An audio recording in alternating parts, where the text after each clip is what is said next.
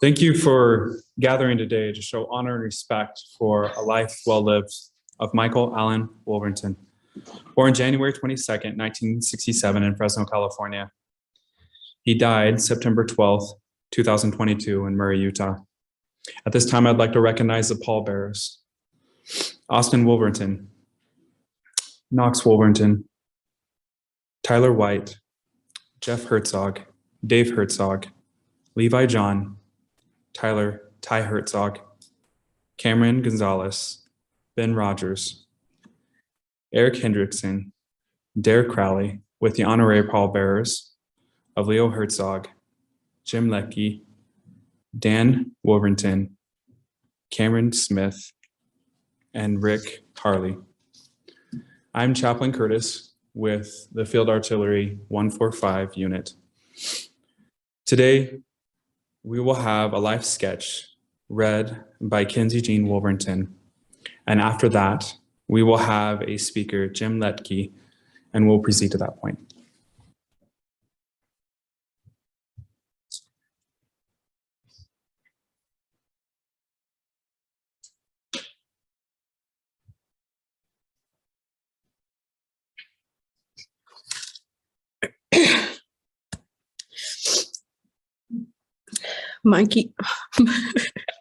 Michael Wally Wolverton passed away on September 12, 2022, due to a hereditary heart failure and was surrounded by family.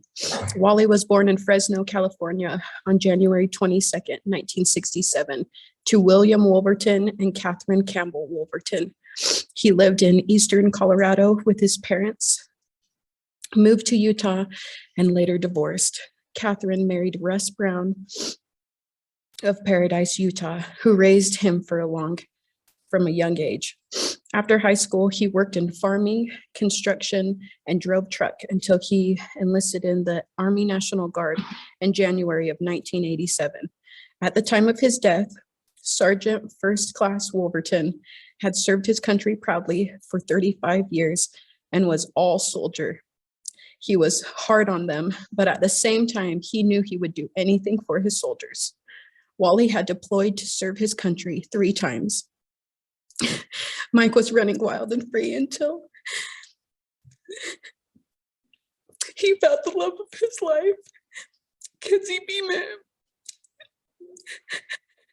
They eloped and married in Elko, April 27th or 29th, 1989, depending on who you ask. They both said different days. Wally was correct, though. It was the 27th. Wally became a father on July 5th, 1991, when Austin David Wolverton was born, and again on June 12th, 1994, when Kylie Marie came along. Wally wasn't a people person, but everyone he met was a friend. He loved his family, but his little white Ranger truck more. He loved to hunt, snowmobile, barbecue, and ride in the RZR. He had a little dog named Muffet waiting for him in heaven. He was the biggest Raiders fan ever. He is survived by his wife, Kenzie, son, Austin, Kenzie Jean Wolverton, sister, Kelly, Leo Herzog, Hiram, Utah, Dan, Kathleen Wolverton, Shoshone, Idaho, son-in-law, Tyler White, Hiram, Utah, grandchildren, Knox Wolverton, Scarlett Wolverton, Cash Wolverton, and Tatum White. Nephews, Dave Herzog, Ty Herzog, and Jeff Herzog. He was preceded in death by his daughter,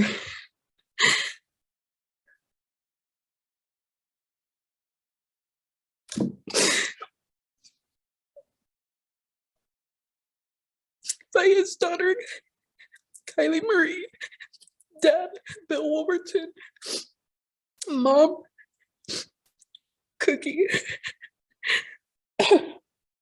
Russ Brown, father-in-law, Connie Beeman, and mother-in-law, Joanne Beeman.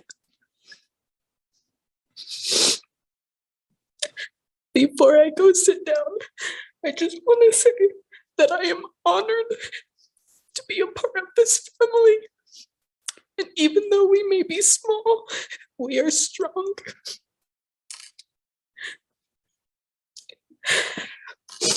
Kylie, please take care of your dad for me. And me and Austin will take care of your mom.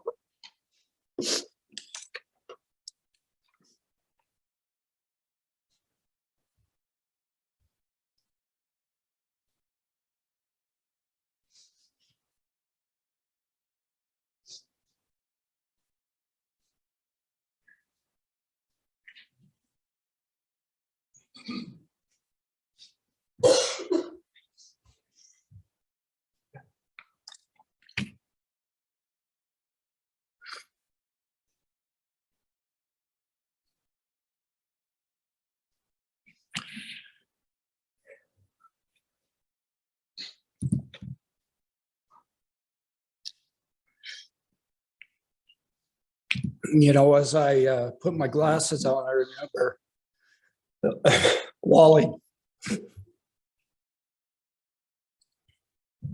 First time he came into work, harassing me because I had to put my glasses on. Guess what happened 2 years later? Wally was wearing his glasses. Guess who was harassing Wally? I was. That's the friendship we had.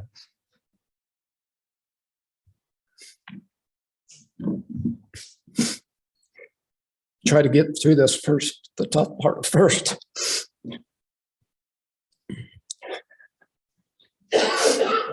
Kenzie, Austin, Kenzie, Tyler,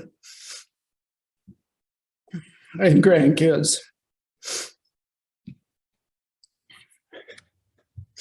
You were all the most important thing in his life. He loved you more than anything else. Every time he would talk about his family, you could see it in his eyes, how much he loved you, how proud of you he was.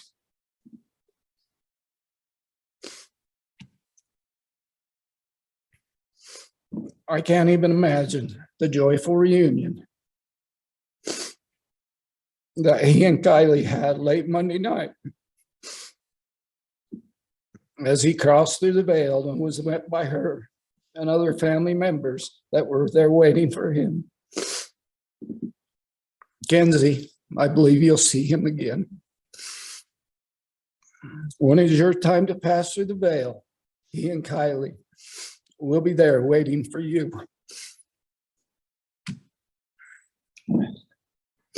When I was first asked to talk about Wally, the first thing that came to my mind is, what do you say about Wally? He was such a unique individual.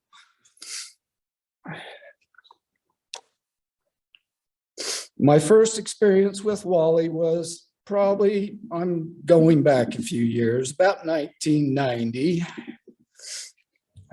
We were both enrolled in a 13B MOSQ course in Smithfield at the Armory. As we went around the room introducing ourselves, it was Mike's turn to introduce himself. He said he had just transferred in from the Idaho National Guard into the ammo section. I remember sitting there thinking, who is this tall redneck, Mike, that just joined our unit? As time went on, I got to know Mike a little better, and I kept hearing the name Wally. That Wally coming up in different conversations. So I finally asked, who the heck is Wally? That was my first introduction to Wally, and he's been Wally ever since. In fact, the other day we were talking and Teresa's like, well, who's Michael? We all knew him as Wally.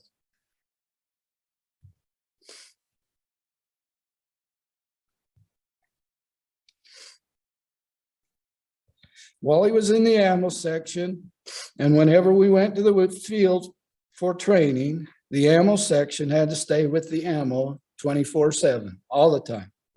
As a first sergeant, I would take coffee and breakfast early in the mornings. Take coffee and breakfast out to them early in the mornings. And it didn't take me long to figure out that the coffee was more important to Wally than the food. I also learned Wally was a lot easier to get along with after the first cup of coffee than before. From there began a great relationship with Wally in the ammo section, with early morning conversations while they had their breakfast and their coffee. And as a first sergeant, I soon learned I could almost always count on Wally to do the extra things that made Charlie Battery successful, like going out to Vance's party to draw the ammo, or driving a truck in a convoy to get our equipment where it needed to be for our next training event. And I even got him to drive the bus a couple times.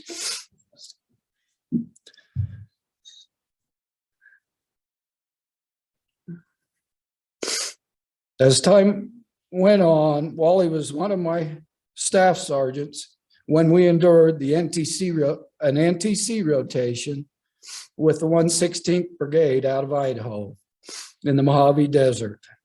And he was a sergeant first class as we deployed to Iraq in 2007 through 08. Wally was a great leader, a patriot.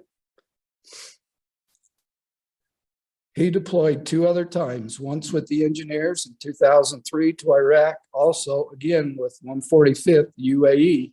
He always accepted the challenge to do his part.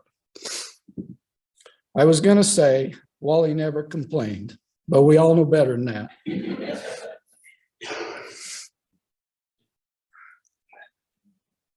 But that was his unique quality. You always knew where you stood with Wally. And even if you weren't quite sure, all you had to do was wait a little bit. He'd tell you. I soon learned to appreciate his honesty. You always knew where he stood in any situation. After our deployment to Iraq, Wally started working full-time as a mechanic with John Duncan and I at FMS 1. That's where our friendship became stronger as co-workers, visiting during lunch and teasing each other about whatever happened that day. One more thing I want to bring up, you brought it up, his Raiders. Wally had 2 little Raider guys. Okay, he was proud of his Raiders. Well, we came in one day and his Raider guys was hanging clear up in the rafters.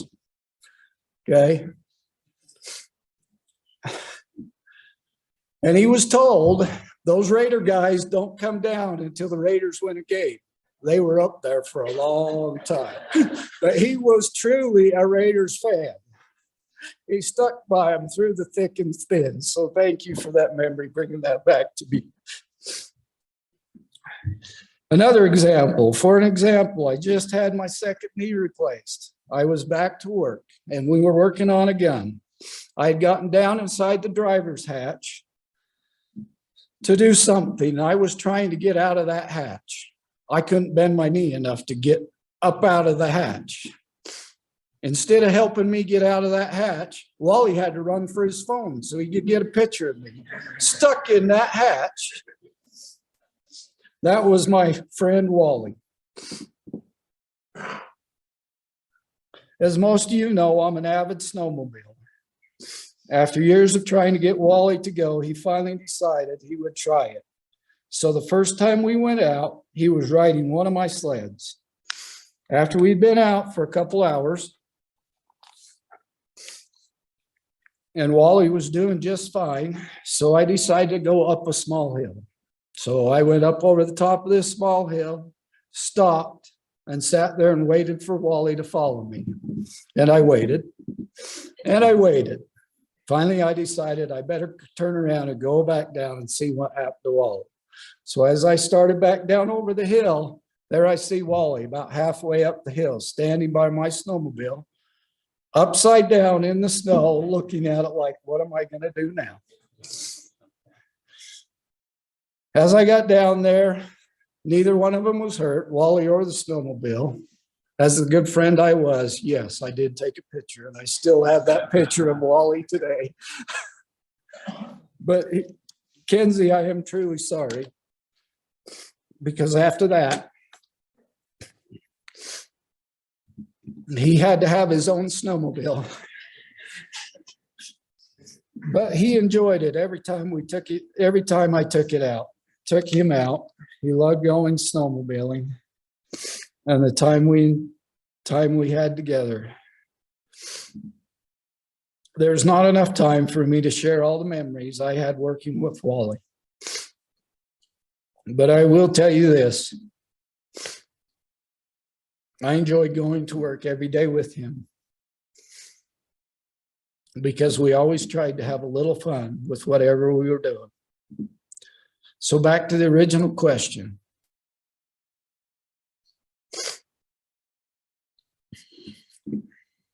What would I say about Michael Wolverton is he was a devoted husband, father, grandfather, and he loved his family more than anything else. He was a true patriot, brother in arms. He was a good friend. Wally, we'll miss you.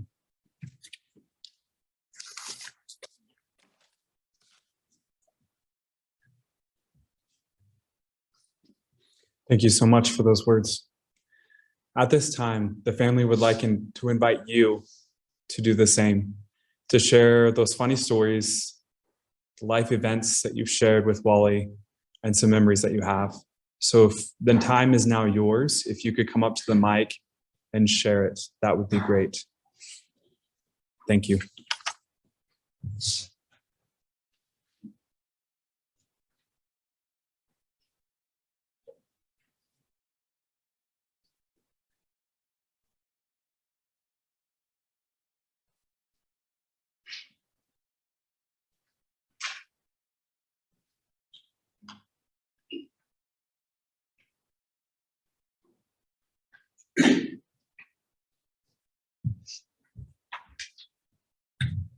I don't usually do this.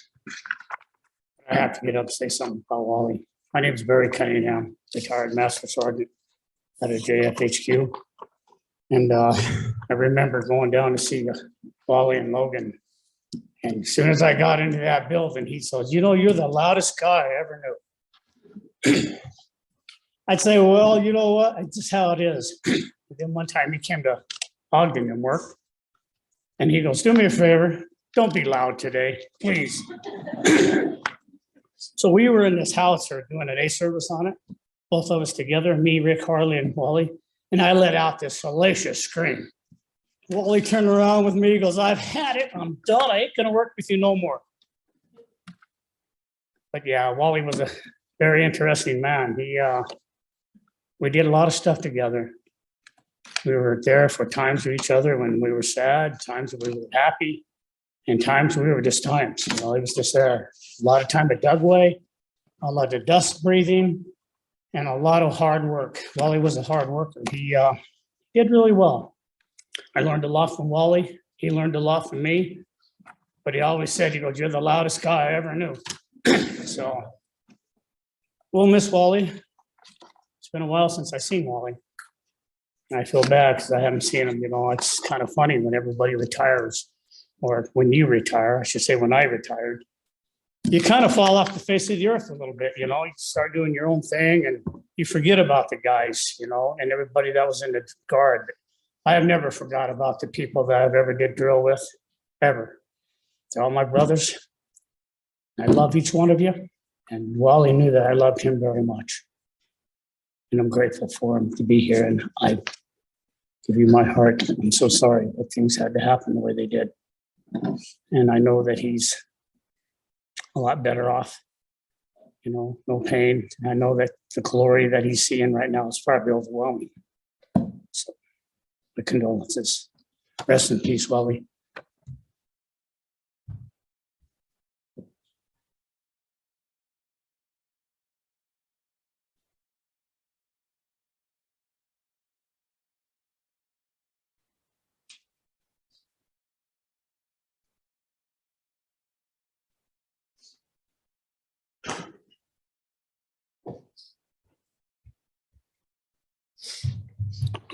he got me up to talk. Gosh dang it.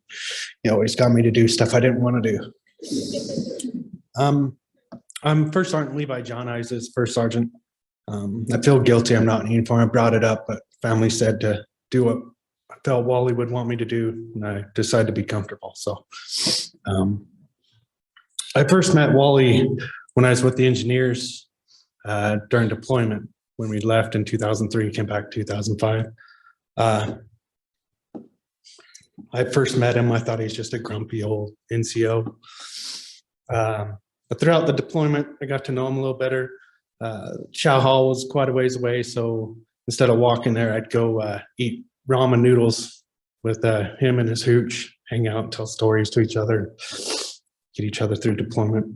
Half the time we wouldn't even cook the ramen noodles, we just eat them like college students. During that deployment, we collected these APHIS tokens. Over there, they didn't have coins. And instead of getting coins, we get these APHIS tokens.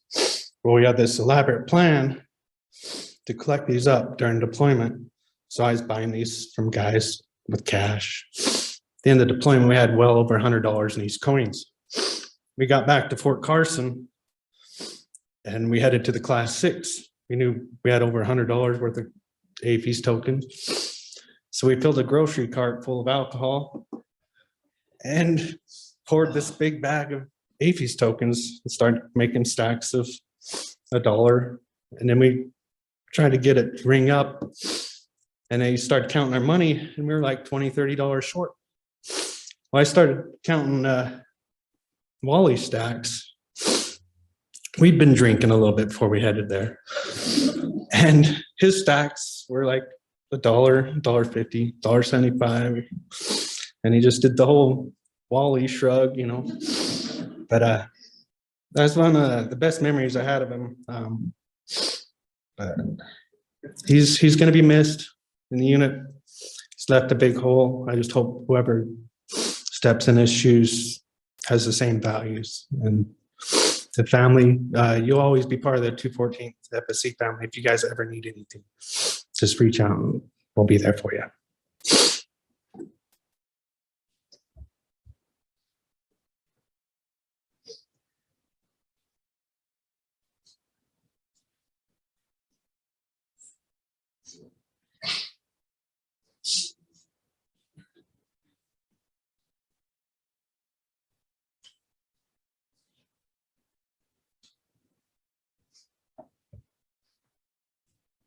I like getting up in front of people. My name is Winnie. I'm Knox and Scarlett's mom. I wanted to read this from my dad. I know he would want to be here. He's in Minnesota, so he's not able to. But my dad says, I've known Mike since about the 4th grade. My mom and dad were good friends with Russ Brown. What a great, funny guy. I believe Mike's stepdad. That is my stepdad. Mike was a good athlete, especially running. We had more than a few laughs throughout the years. He had a great sense of humor and could make about anyone laugh. Mike went with me and another friend to one of my first snowmobile races that I participated in about 1989. In Sylvan Lake, Alberta, Canada. That's when I learned the word snow snakes. As we were traveling the freeway near Butte, Montana during a windy snowstorm, and the snow was blowing across the road, and Mike said, "Oh my gosh, look at the snow snakes." And I was like, "What are you talking about?" I also learned there was a drink called the Flaming Moses. At the hotel bar, he ordered a few and they were on fire and he had to drink them before the straw melted.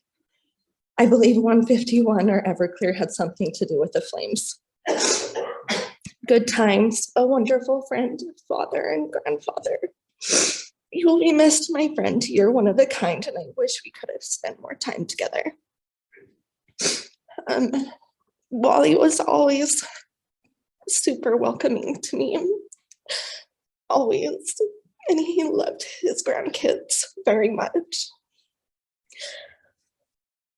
And I'm sad that he is not here, but I am so glad that Kylie has her dad. He will be very missed, and we love him very much.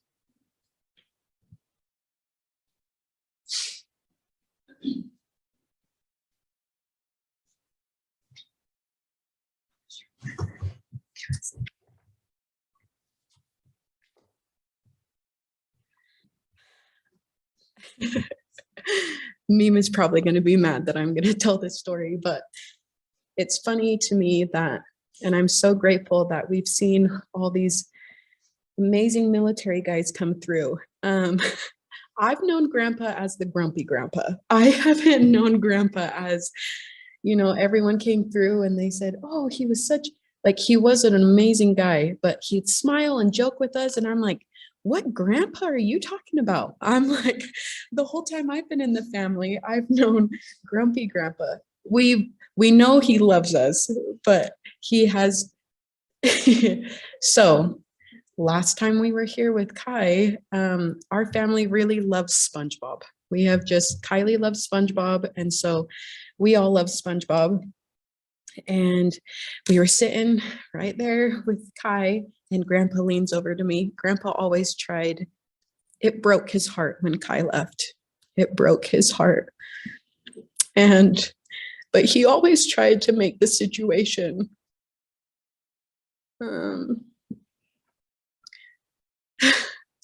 so we were sitting there, and Grandpa he leans over to me and he goes, hey, psst. And I'm like, yeah. And he's like, I'm wearing Patrick underwear.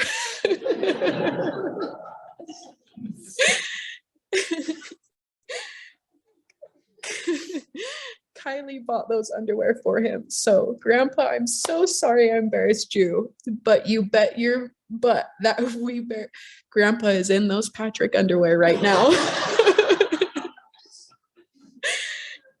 So yeah. You ready?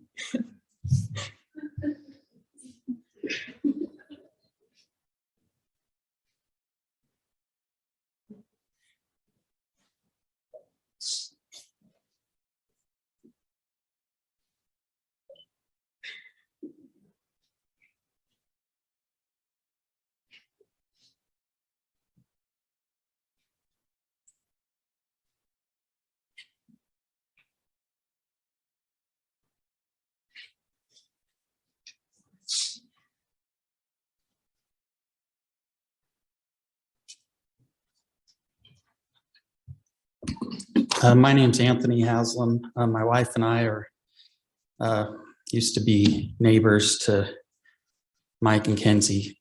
I always known him as Mike because it took me about 10 years to realize everybody started calling, or he was called Wally. And by that time I'd known him as Mike. But the first time I met him, I went over to his house and I said, well, I'm from the church. I just want to come meet you. And he's like, he made it pretty clear that he didn't want to talk about the church, but I said, I just want to be your friend. And he says, yeah, we can do that. So I stopped by and talked to Mike every month or so for years. It's probably been 20 years since I've known him. And he always had that little sly grin that he was thinking of a good comeback to blast me with, and he had a lot of one-liners to me, and I really enjoyed bantering back and forth with him. But one of the funny stories I was thinking about the other day was one time my 14-year-old daughter and her friend, they decided to get in my truck and drive it around the block. We weren't home. And of course, she knew she wasn't supposed to drive my truck. But they got around the block and got right in front of Wally's house, and the truck died. Luckily, he was outside. And he went out and helped her and her friend push the truck down the block to my house, got it in the driveway, and it was going to be kind of a secret. But next time I went and talked to him, he had to let me know. And I said, Mike, all you had to do is it died because it was trying to switch over to run on natural gas, and it just wasn't warm enough. I said, you just had to push that button. It would have ran fine. And he was pretty ticked off about that, because I think it was like the middle of the summer. It was a hot day, and I think he worked up a sweat pushing that down. But I'm just grateful for him that he was watching out for my daughter, and we had some good jokes about that for a few years. So thanks, Wally.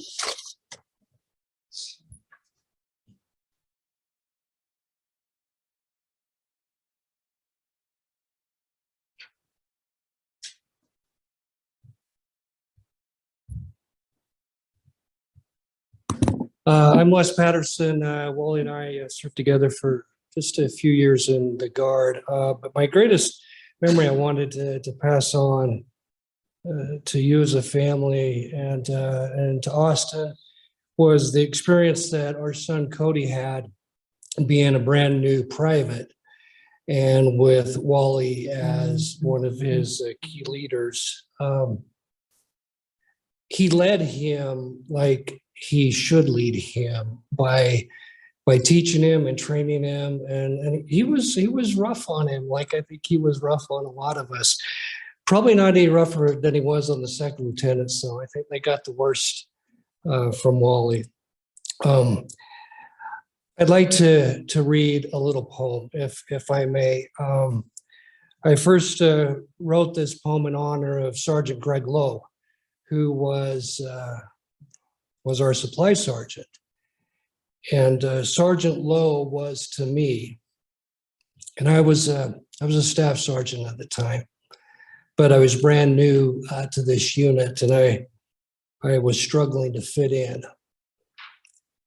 And Staff Sergeant Lowe took me under his wings, I think like Wally took our son under his.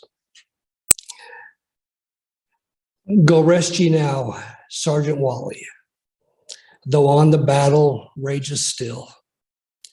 Your artillery guns are fixed upright, shooting well to take yonder hill. Beyond heaven's pearly gates, and halfway down the trail to hell, to Fiddler's Green your soul departs. Dip now your canteen in that well. The king of battle is quiet now. Run well you have life's mortal race. Eternal life doth beckon you. Enter now into God's loving grace. He is in God's loving grace.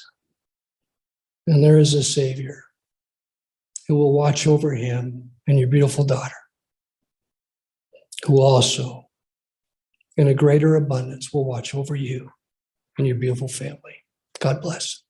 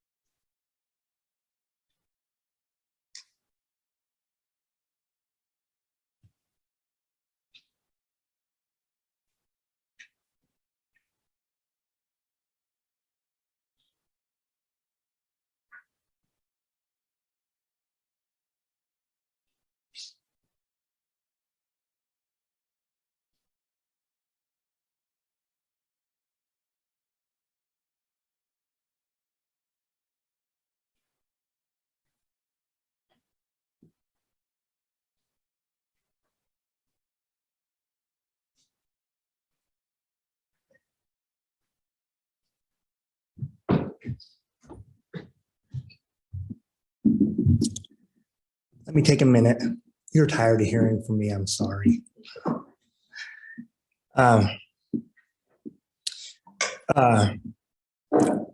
First of all, Wally was my friend. I've told you this before. He's the first face I remember in our regular military duty, and what a face to remember. He's changed over the years, obviously, and he is the definition of trusty. It's just that guy. But there's a thing you work with a guy for, all those years in buildings we don't even talk about anymore, on equipment that the Army hasn't serviced in decades, and you can't. I've told everybody today, it's impossible for me to figure out how to tie a bow around all those experiences and in any way reflect how important that is to me. Let me just say though, Wally was a people person. Like, you may think he was not, and certainly his demeanor would indicate that he was not a people person. But I came to know him as a guy that, he focused on the technical and the tactical military things that we had to do. And in the end, that stuff is so not important to what he really did, which was build an atmosphere of camaraderie and inclusion.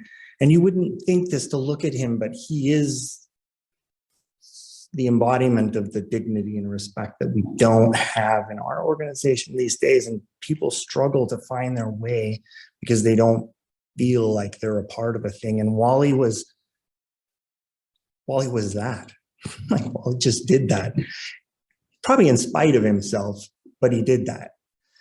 And I knew Wally when we were specialists together and sergeants. And unless you're right, he was not good to the lieutenants. And Barry, you were. But what Wally did was apply rigor to an atmosphere that let people know that they belonged there. And I don't know how you bottle that, to be honest with you, because we need that. We need that in the world right now, but we definitely need that in our organization. We've got to figure out how to make people, in spite of our own personal aptitudes, we need to do better at making people feel like they belong. And I'll leave with this recollection. I got back off my first deployment in a bad way.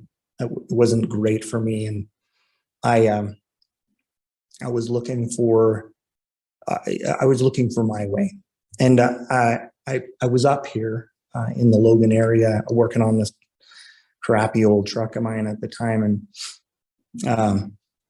I came down to the shop just to see if there was they had a solvent bin that I could rinse some stuff off with. And I had previously bought a bunch of parts for a bigger project that I was going to work on in my own time. But somehow I got to talking to Wally about this. And as I had turned my back to wash this part off, he had jacked up the back of my truck and had the rear end pulled apart. in literally, it seemed like 15 minutes to me. And I remember thinking to myself, that was awfully invasive of him to do that. But he was, in such a matter-of-fact way, was convinced that he knew the way, and that as part of our relationship, which I always considered to be pretty close with Wally. I don't know how he felt, but to me, I felt pretty close to him in our professional relationship. But in a personal way, I didn't really understand how focused on stewarding he was with that kind of thing. And yeah, he was gruff, he was crusty, but he was intent on making sure that people understood that we belong to this. And you'll hear me say this, you've heard me say it before. we belong to this fabric that exists because of people's input well before our existence, and will continue to exist, or to support people beyond our existence. And Wally's input on that fabric is immense. And had I really not been able to rely on him and his ability to just, take over when I couldn't do it myself, I wouldn't be here today. So I want you guys to know that, in ways that, again, I struggle to try to figure out how to put words to. Wally's an important part of an organization that I am passionate about, and he's contributed to the fabric of that in ways that we may never really be able to with words say, but we can feel every day that we put the uniform on.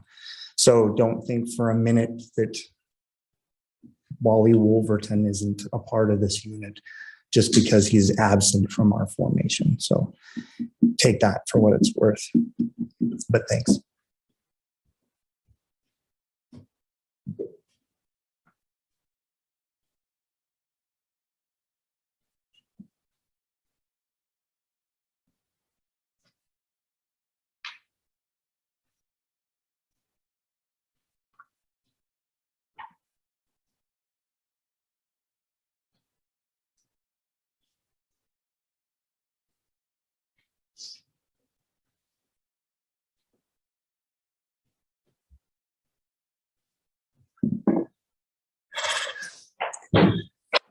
I just want to say, I knew Mike when he was Mikey. I never really referred to him as Wally. It was just Mike. We had a lot of good times growing up, really, because I was still pretty young. We had a lot of good times bucking bales, moving pipe. Nothing to do with military, but yeah, I'm gonna miss him.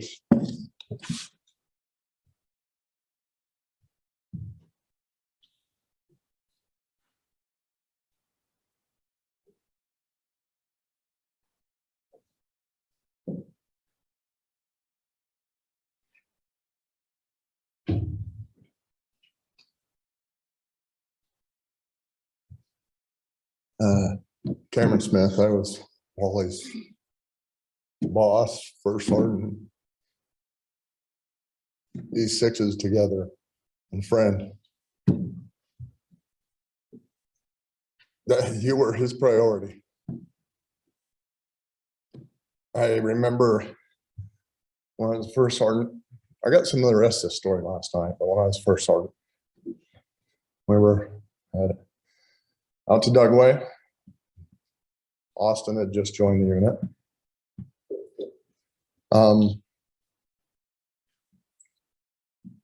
We got done shooting, got out of the fifth, and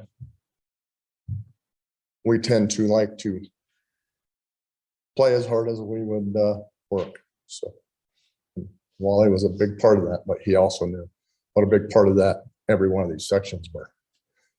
Well, we got back, and one of his first words to me, first sergeant, if any of those sons of bitches get my son drunk and my wife finds out and I have to answer to her, I'm going to kill every one of them. So needless to say, later on that night, I walked through the barracks. There's Austin laying up in the bunk, watching all these people party. Needless to say, I know someone in the audience got him a drink or two.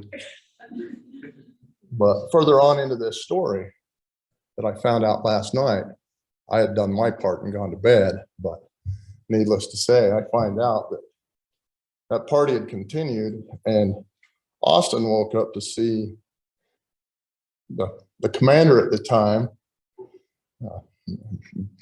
high-ranking guy now, and Wally running through the barracks like a couple of teenagers, tearing stuff up. So he liked to have as much fun, and he was a people person. You know, everybody talks about Henri Wally. And if I could answer the number of times I got, First Sergeant, if that old trusty sucker tells me how to do this one more time, I'm gonna kill him.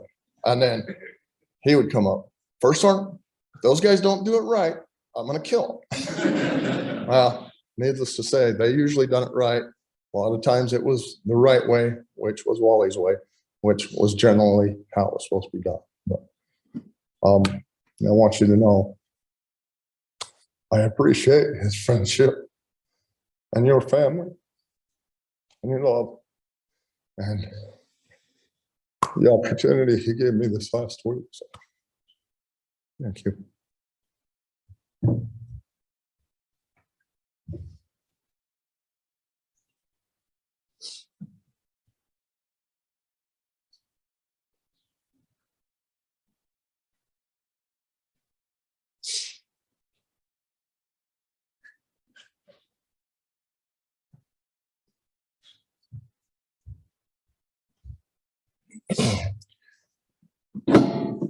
My name's Kermit Price. I was Wally's section chief for probably, I don't know, 15 or 16 years. When he first got in, when he was younger. I wasn't in the military with him when he was older. But back in those days, I think it's when Wally first got in. It was probably '88. But I have a couple stories I'll tell you. One serious and one on the light side. I don't know which one to tell first, but I'll tell you the one. I guess it's kind of a funny one. I always was in wonder of Wally.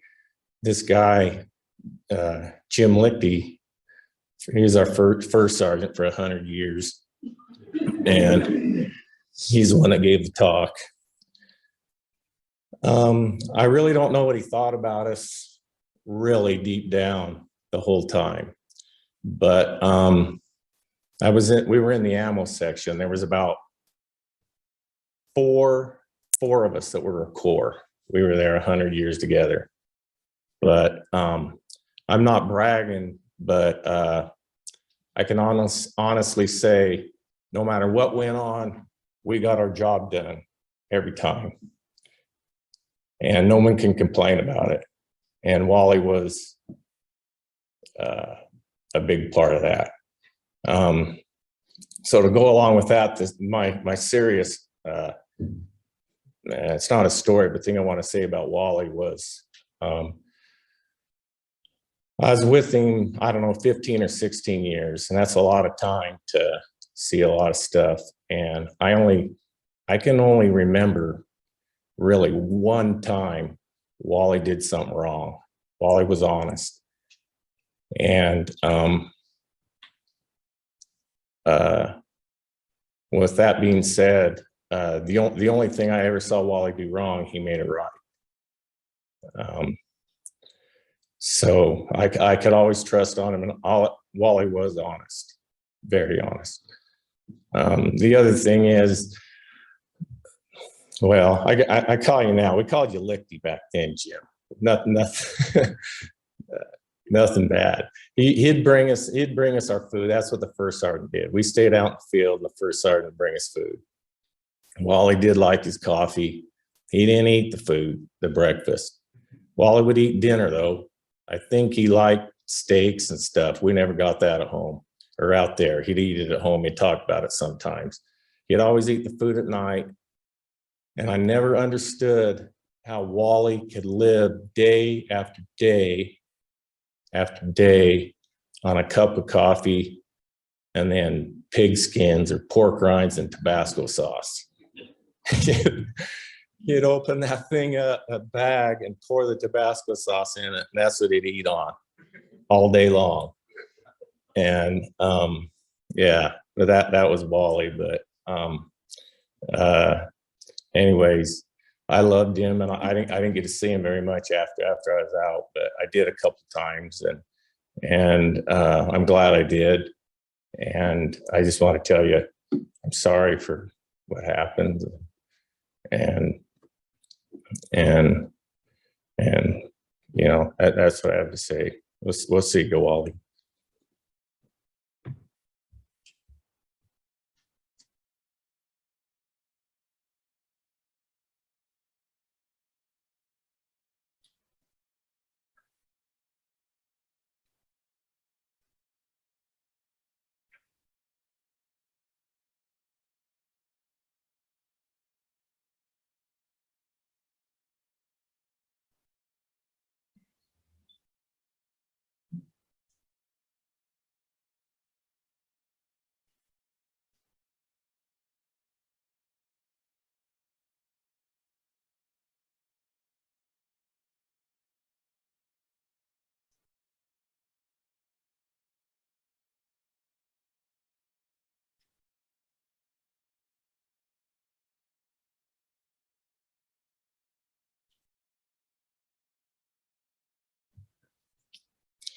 As a chaplain, 90% of the time, if you don't know a soldier, it's a good thing.